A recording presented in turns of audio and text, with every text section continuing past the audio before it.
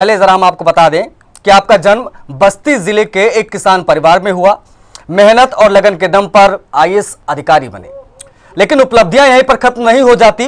बांदा जिले के जिलाधिकारी रहते हुए आपने जल संरक्षण के क्षेत्र में 6 राष्ट्रीय पुरस्कार हासिल किए, Limca book of world records में नाम दर्ज कराया।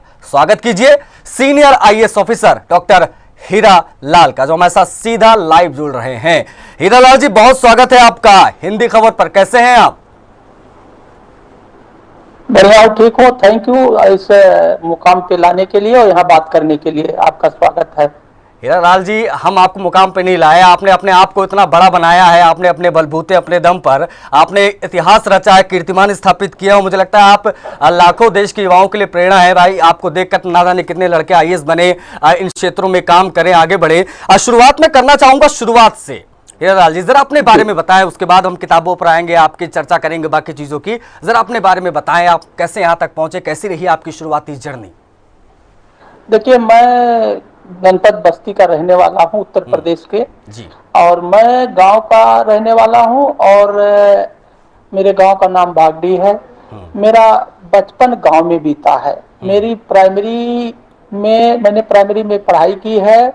इसके बाद मैं कक्षा 9 से 12 तक जीआईसी बस्ती में पढ़ा, बीटेक किया। फिर इसके बाद जो है एमटेक किया आईटीबीएचयू से, और फिर मैं पीसीएस में सेलेक्ट हुआ। पीसीएस में आने के पहले मैं एनटीपीसी में नौकरी कर रहा था, करीब 1.25 साल तक मैंने वहां नौकरी की जी। और फिर पीसीएस में आने के बाद फिर आईएएस में मेरा 2010 बैच मुझे मिला है।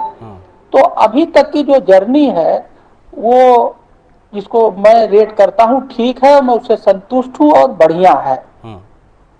अच्छा, कितनी मुश्किलात होती हैं जब आप किसी क्षेत्र में आगे बढ़ते हैं? जैसे कि आप बांदा के जिलाधिकारी रहे, और बांदा और बुंदेलखंड, हमेशा ये कहा जाता है कि बूंद बूंद को तरसता बुंदेलखंड, इस तरीके के लाइनें हम न्यूज़ चैनल्स में चलाते हैं, अखबारों में हम पढ़ते हैं। लेकिन इन चीज़ों से बांदा को उबारने में आपने कई अहम भूमिकाएं निभाई, आपने कई सारे अभियान चलाए, खुद व्यक्तिगत रूप से जाते थे गांव तर गांव, लोगों को समझाते थे, उनसे कनेक्ट होते थे, क्योंकि एक अच्छा प्रशासक वही होता है जो लोगों से सीधा जुड़े, और आपने ये करके दिखाया। तो इन सब के बीच में जो सबसे बड़े चैलेंजेस आपके लिए रहे हैं हीरा लाल जी, उनके बारे में ज़रा बताएं। देखिए, अगर आपके काम में चैलेंज नहीं है तो इसका मतलब कि वो ना तो काम है और ना फिर कोई अच्छा रिजल्ट आएगा जी। चैलेंज, जितना बड़ा चैलेंज होगा उतना अच्छा आनंद आएगा और उतना ही उसका बढ़िया रिजल्ट होगा।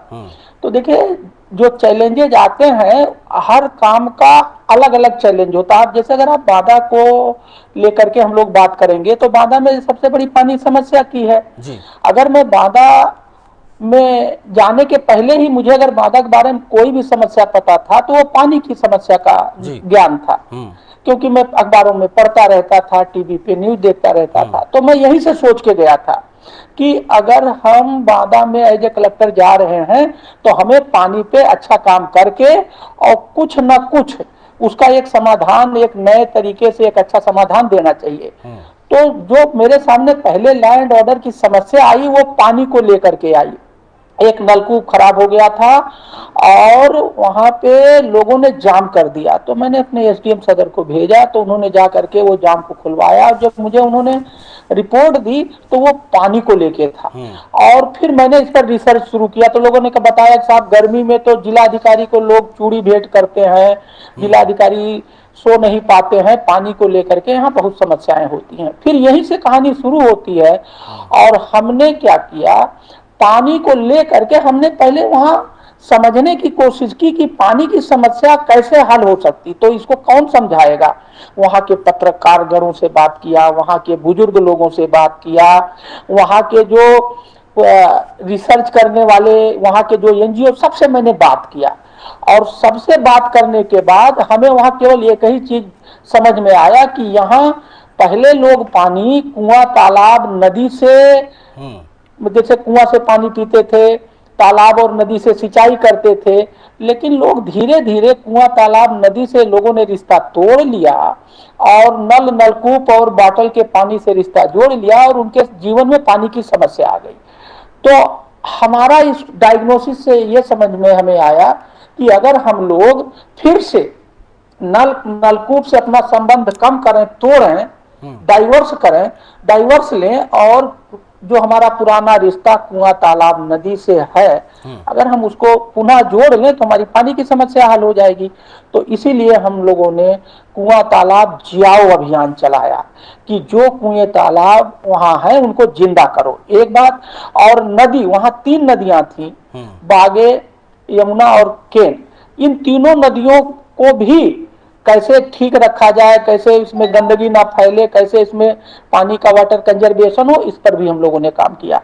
तो इस तरह से हम लोगों ने 10-12 प्रोग्राम चला करके पानी के वाटर टेबल को जनता की अगुवाई में, जनता के नेतृत्व में, जनता के सहयोग से 1 मीटर 34 सेंटीमीटर पानी बढ़ाया, जिसके लिए हम लोगों को कई जगह से पुरस्कार मिले, जिसका वर्णन अभी आप कर रहे थे। जाहिर तौर पर, और जन सहभागिता इसकी बड़ी ज़रूरत होती है जब भी आप कोई काम शुरू करें, तो इस पर मैं आपसे बात करूंगा। लेकिन साथ साथ में एक विंडो में हम तस्वीर दिखा रहे हैं डायनामिक डीएम की, जो किताब है, इस किताब के बारे में ज़रा बताएं, क्योंकि ये किताब की रिव्यूज़ काफ़ी अच्छे आ रहे हैं, आपने लिखी है किताब, तो जाहिर तौर पर आपसे बेहतर कोई बता नहीं पाएगा इस किताब के बारे में। लोग ये किताब क्यों पढ़ें, बताएं ज़रा जिलत कैसे। देखिए, इस किताब में हमने बांदा के कलेक्टरशिप के 13-14 प्रयोगों को लिखा है जी। जैसे बांदा में हमने 1.5 साल में कई प्रयोग किए और सबके सब सफल रहे। जैसे पानी की बात है, तो पानी में हमने कोई अलग से ना तो फंड लिया, ना कहीं से कोई चीज मांगी। जनपद में जो भी कुछ था उसी से 1 मीटर 34 सेंटीमीटर पानी बढ़ाया। 72, उस समय प्रदेश में 72 जेल थे, जेल रिफॉर्म किया। किरण बेदी मैडम से मैं इंस्पायर्ड था कि उन्होंने तिहाड़ जेल में जो काम किया था उसी से, तो हमने जेल को नंबर 1 किया, नंबर 1। फिर इसी तरह से माइल न्यूट्रिशन वहां की समस्या थी। माइल न्यूट्रिशन के बारे में लोगों को पता नहीं था, तो न्यूट्रिशन के बारे में जरूर किया, और उसमें हम लोगों ने बहुत अच्छे रिजल्ट प्राप्त किए यूनिसेफ के सहायता। 73 में बेस्ट प्रैक्टिस के रूप में हमारे इस प्रयोग को लिखा और हर सम्मेलन किया, और सम्मेलन से बहुत सारे प्रोग्राम किए। जैसे 1 दिन का मुख्यमंत्री, इसी तरह से हम 1 दिन का अधिकारी एक प्रोग्राम चलाते थे। तो 1 दिन बच्चा डीएम बनता था, कोई सीडीओ बनता था, जैसी जैसी इच्छा होती थी। माइल न्यूट्रिशन, पानी, क्रॉप प्रोडक्टिविटी 18.5% बढ़ गई। महिला विकास में हम लोगों ने बहुत अच्छा काम किया।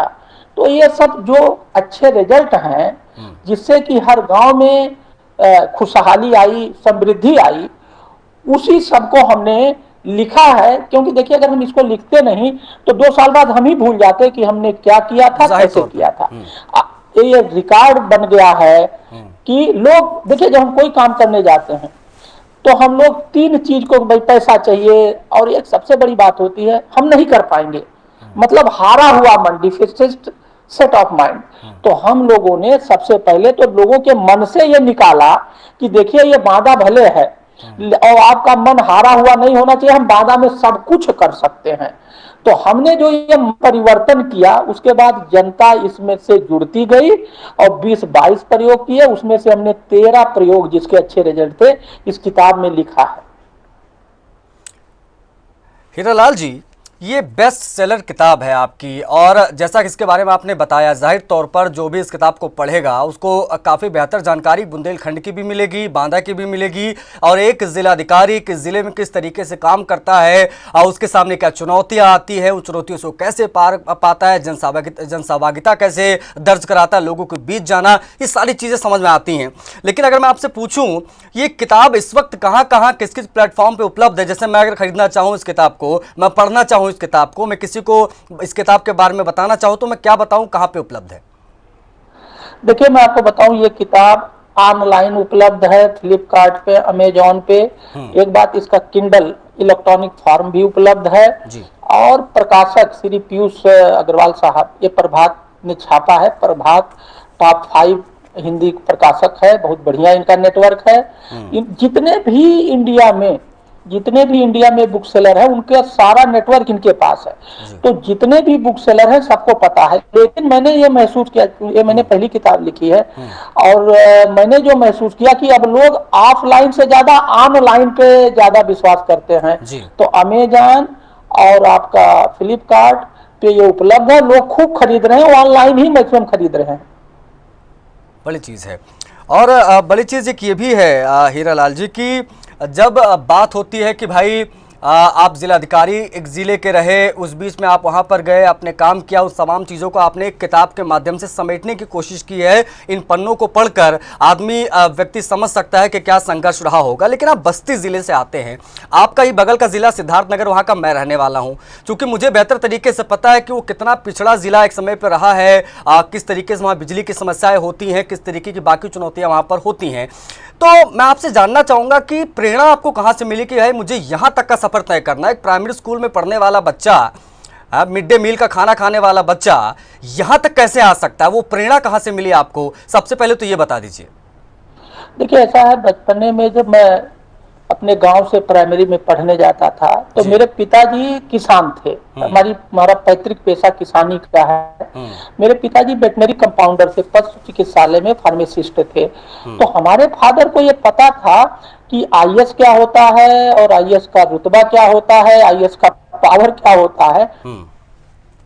तो मेरे पिताजी प्रभावित थे कि तो उन्होंने मेरे दिमाग में ये सब बातें डाली कि भाई देखिए, इस देश की सबसे बड़ी सेवा वो आईएएस की है और आप जो है आईएएस बनिए और आईएएस बनके देश की सेवा करिए। तो वहां से मुझे ये चीज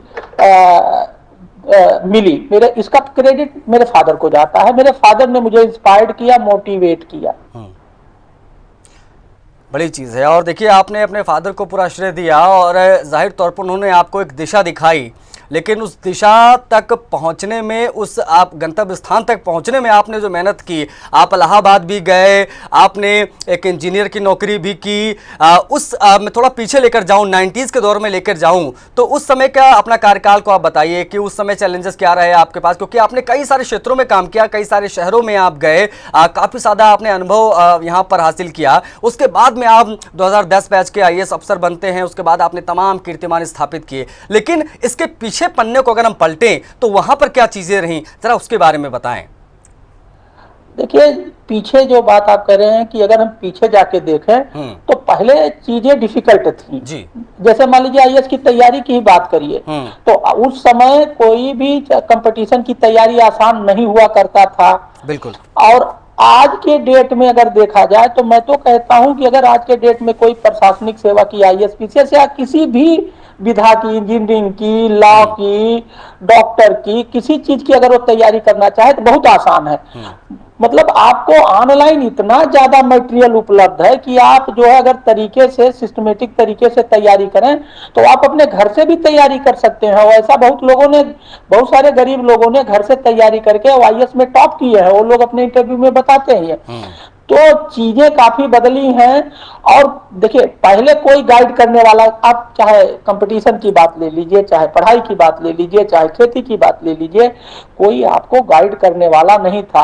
आपको इधर उधर भटकना। आज के डेट में ऑनलाइन होने से आपके पास इंफॉर्मेशन की, नॉलेज की कोई कमी नहीं है, बशर्ते आपको वो तरीका पता हो कि आप वहां समुचित तरीके से पहुंच जाए। तो जो हमने देखा या जिस परिस्थितियों में हमने पढ़ाई की और आगे आए, वो डिफिकल्ट था एज कंपेयर टू टुडे।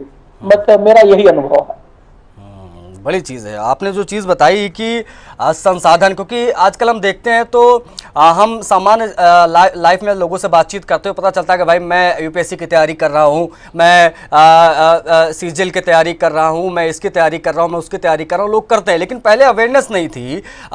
हम लोग जिस ज़िले से आते हैं उन ज़िलों में तो बिल्कुल ही नहीं। उन ज़िलों में तो आप कह सकते हैं कि शायद रेयर ऑफ द रेयरेस्ट ऐसे लोग मिलते हों हीरालाल जी, जहाँ पर बच्चे आईएएस पीसीएस के सपना तक देखें। लेकिन आपने ना सिर्फ सपना देखा बल्कि आपने साकार किया। अब लेकर चलते हैं वापस बांदा, क्योंकि आपका बांदा से लगाव रहा है, आपने बांदा में वो मेहनत की है, आपने बांदा में वो काम करके दिखाया है। क्योंकि गर्मियां आते आते वहां पर पानी की समस्या बहुत विकट विकराल हो जाती थी। एक नया जिलाधिकारी वहां पर जाना, उसके बाद में चीज़ों को दुरुस्त करना, एक लेवल पर लेकर जाना, उसके बाद में कहते हैं सुशासन जो गवर्नमेंट एक्सपेक्ट करती है तमाम अधिकारियों से, वो चीज़ वहां पर लागू कराना, ये अपने आप में बड़ा चैलेंज होता है। लेकिन मैं आपके बारे में आज पढ़ रहा था तो मुझे पता चला कि जब आप जाते थे, गांव इलाकों में जाते थे, लोगों से जन सहभागिता बनाने जाते थे, मिलने जाते थे, तो आप खुद कुएं साफ करने लग जाते थे, आप खुद तालाब साफ करने लग जाते थे ताकि लोग आपसे जुड़े, कनेक्ट हो और आपसे प्रेरणा लें। तो एक आईएएस अफसर जिसका अपना एक रुतबा होता है, अपनी एक लेगेसी होती है, वो आईएएस अधिकारी जाए खुद तालाब साफ करने लगे, खुद कुएं साफ करने लगे, ये चीज़ आखिर आपने क्यों की और इसके करने के पीछे का मकसद क्या था और क्या माना जाए इसके माध्यम से? देखिए, अगर आप किसी पोस्ट पे हो तो आपकी पहली जिम्मेदारी है कि वो पोस्ट जो आपसे चाहती है जी। जो उस पोस्ट का एक्सपेक्टेशन है, अगर आप उसको पूरा कर पाते हैं तभी आप सफल माने जाएंगे। तो देखिए, जो जिला अधिकारी की पोस्ट है उसका काम क्या है? उसका काम यह है कि जो केंद्र सरकार और राज्य सरकार सोशल प्रोडक्ट बनाती है, प्रोग्राम के रूप में, आइडिया के रूप में, प्रोजेक्ट के रूप में, वो सारा का सारा जिलाधिकारी को भेजा जाता है और जिलाधिकारी उस सोशल प्रोडक्ट को आम जनता को फ्री ऑफ कास्ट बेचते हैं जी। फ्री ऑफ कास्ट बेचते हैं। तो मुनाफा क्या है बेचने का? हमारा मुनाफा जो होता है वो होता है वेलफेयर ऑफ दी सोसाइटी, पूरे जनपद के लोग धनी हो जाए, पूरे जनपद के लोगों में खुशहाली हो जाए, ये हमारा फायदा होता है। ये काम कर, अब आप देखिए, इसको ऐसे समझिए, हम वहां as a marketeer social product बेचने वाले, तो हमारा खरीदार कौन है? आम जनता है जी। तो जब तक हमारा आम जनता का कनेक्ट नहीं होगा, हम इस बात को, हमारा प्रोडक्ट नहीं बिकेगा। तो सबसे पहली बात यह है, हमारा फार्मूला है कनेक्ट, कम्युनिकेट एंड कोऑपरेट, संपर्क, संवाद, सहयोग, कि हमारा और आम जनता के बीच संपर्क अच्छा होना चाहिए, हमारे बीच संवाद अच्छा होना चाहिए और जरूरत पड़ने पर हमारे मतलब गवर्नमेंट के बीच और आम जनता के बीच सहयोग बहुत बढ़िया होना चाहिए। तो संपर्क, संवाद, सहयोग बनाने के लिए ही और सरकार और जनता के बीच दूरी कम करने के लिए हमने अपने आप को ऐसा ढाला। हम किसी प्रोग्राम में जाते थे तो कोशिश करते थे कि वहां की वेशभूषा, वहां की भाषा, वहां के भोजन को हम अडॉप्ट करें, जिससे कि जनता हमसे कनेक्ट करे, हमसे बात करने में उसके मन में कोई हेजिटेशन ना हो और वो अपनी बात को हमसे कहे। तो जब जिला अधिकारी जनता में मिलने लगा, जनता में की बात सुनने लगा, तो हमारे सारे अधिकारी भी हमारी नकल करने लगे। उन्हें समझ गए कि ये जिलाधिकारी इस टाइप के हैं, ये जनता के बीच में घुस के काम करेंगे, गवर्नेंस करेंगे, ये जनता से दूरी बना के काम नहीं करेंगे। ये काम करने के लिए आपको कई तरह की चीजों को अपनाना पड़ेगा, आपको मेहनत करना पड़ेगा, आपको नॉलेज होना चाहिए, आपको ईमानदारी से काम करना पड़ेगा। तो ये सब चीजों का समावेश करके ही हम जनता से जुड़ सकते हैं। और हम कभी भी लीडरशिप डीएम की नहीं होती थी हमारे काम में जी। जनता की अगुवाई में, जनता के द्वारा और जनता के लिए साथ, मतलब जनता आगे आगे, जिला प्रशासन पीछे पीछे, ये हमारा कॉन्सेप्ट था। हम वहां शासक प्रशासक नहीं थे, हम जनता के सेवक के भावना से काम करते थे। जब मैं ठंडियों में टाई सूट पहनता था, टाई पहनता था, तो हम चदरा या गमछा लटका, मफलर लटका लेते थे, जिससे जनता वालों को ये लगे कि ये डीएम हमारे घर का है, देहाती टाइप का। और मैं हर बैठक में कहता था कि मैं किसान का बेटा हूं और मैं गांव देहात की हर चीज जानता हूं और मैं आपके बीच का ही हूं। जैसे उनको लगे कि भाई अब ये कलेक्टर जो आए हैं ये हमारे गांव टाइप के हैं, गांव वाला ये कलेक्टर है, शहर वाला नहीं। इससे लोग धीरे धीरे जुड़ते गए और ये कारा बनता गया। लोगों को हेजिटेशन ना हो, खुलकर अपनी बात रख सके। भाई ये ना हो कि जैसे कि जिलाधिकारी साहब आए तो लोगों के हाथ कांपने लगते हैं, डरने लगते हैं। लेकिन जिलाधिकारी साहब जब हीरालाल जी होते हैं तो फिर वो क्या चीज़ वहाँ पर क्रिएट करते हैं, वो मुझे लगता है दर्शक भी इस वक्त समझ रहे होंगे। लेकिन तालाबों का जीर्णोद्धार हो, जल संरक्षण के क्षेत्र में आपको कई बार सम्मानित किया गया, सैकड़ों सम्मान आपको मिले, लेकिन Limca book of world records तक जाना, कौन सा अभियान आपको वहां तक लेकर गया? उस सफर के बारे में जरा बताएं। देखिए, एक तो हम लोगों ने कुआं और तालाब को उठाया जी। देखिए, मैं आपको बताऊं, ये हमारे लिए भी एक बहुत मतलब आश्चर्यचकित वाली बात है कि पूरे जिले में एक साथ कुएं को उठाना और तालाब को उठाना, कुएं को मतलब उसकी सफाई करवाना, कुएं के बार बार पास जाना, जिससे कि लोगों का कुएं से लगाव बढ़े। तालाब में डिसिल्टिंग कराना, नए तालाब खुदवाना, जिससे पानी कंटेनिंग क्षमता बढ़े। और हम लोगों ने फिर कुआं तालाब के अलावा तीसरा वाटर बॉडी होता है नदी, केन नदी है वहां, जिससे कि पूरे केन नदी से ही पूरी सिंचाई होती है। तो केन नदी, बागे नदी और यमुना नदी पे 130 गांव थे। हम लोगों ने उन 130 गांव को चिन्हित किया कि गांव की गंदगी उसमें ना जाए और उसमें जो है किसी तरह से हम जो है नदी को हार्म ना करें। हम लोगों ने 130 गांव में मतलब चर्चा की, गांव वालों को बैठाया। हम ये कहते थे कि अगर गोमती नदी के किनारे लखनऊ बसा होने के कारण लखनऊ धनी हो गया, कानपुर संपन्न हो गया, इलाहाबाद हो गया, बनाएंगे।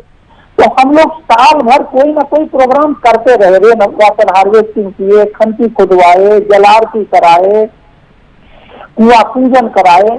कुछ लोग हमें इस बात को लेकर के हमारी बुराई भी करते थे, कह रहे तो जिलाधिकारी जी मन हटाने के लिए, भटकाने के लिए पुराने धर्म की आने ले रहे हैं, पुराने उसमें ले जा रहे हैं। हमारा कोई इस तरह का इंटेंशन नहीं था। हमारा तो इंटेंशन था कि आम जनता को कुआं तालाब नदी से जोड़ दो, कुआं तालाब नदी से उसका प्यार हो जाए, अपनत्व हो जाए, से उसका प्यार हो जाए, अपनत्व हो जाए, और वो कुआं तालाब को जिंदा, उसमें सफाई करने लगे, वहां से पानी मिलने लगेगा, पानी की समस्या दूर हो जाएगी। इसी सिंपल फार्मूले पे हमने काम किया। भूजल बढ़ाओ, पेयजल बचाओ, एक ये अभियान था आपका, ये मैं पढ़ रहा था। तो जरा इस अभियान के बारे में बताएं, क्या ये अभियान इसी के अंतर्गत आया? ये अभियान की प्रेरणा कहाँ से मिली, कैसे सोचा कि आपने भूजल बचाओ पेयजल बढ़ाओ, ये अभियान कहाँ से आया, इसके बारे में जरा बताएं।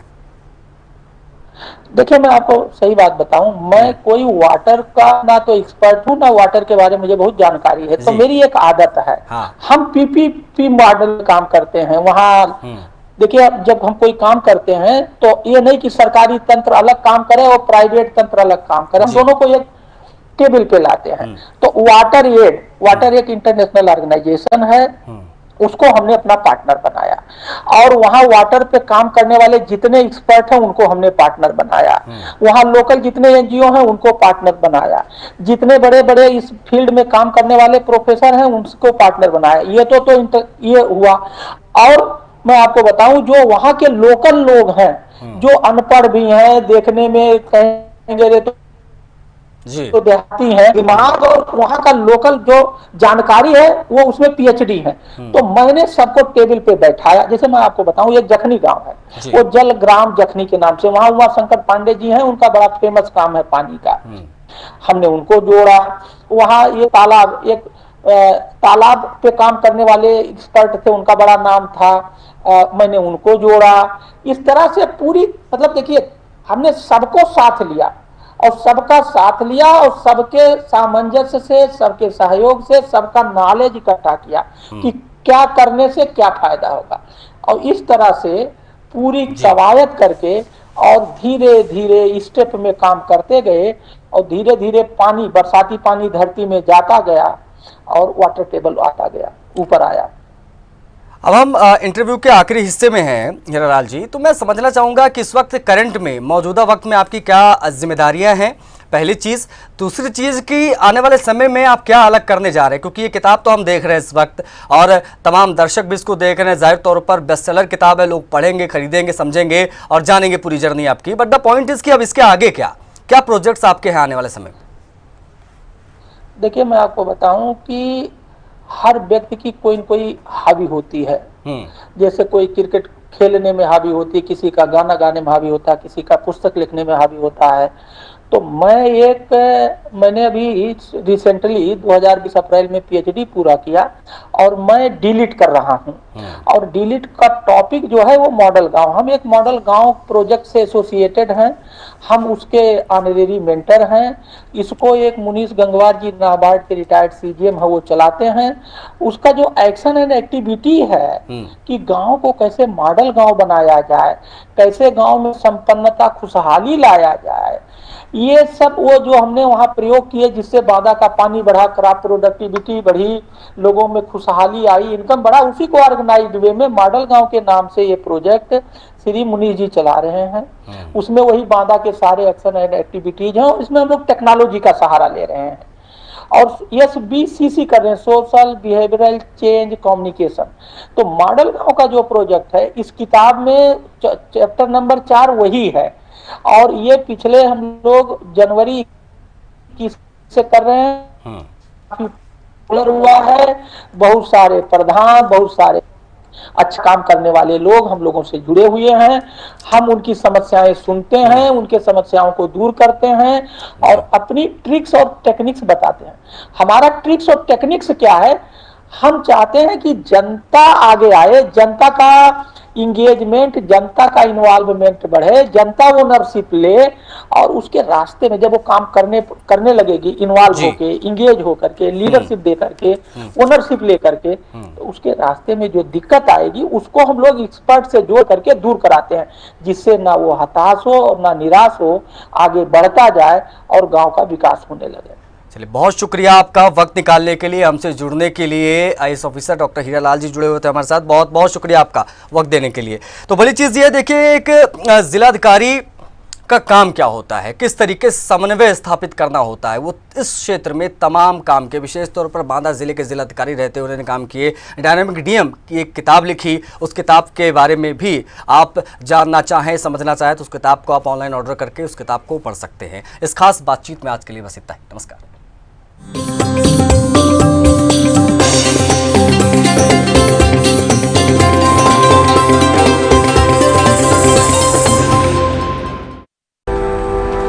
कुछ दिन ऐसे होते हैं when I love my job, कुछ दिन ऐसे होते हैं कि आई हेट इट। एक पायलट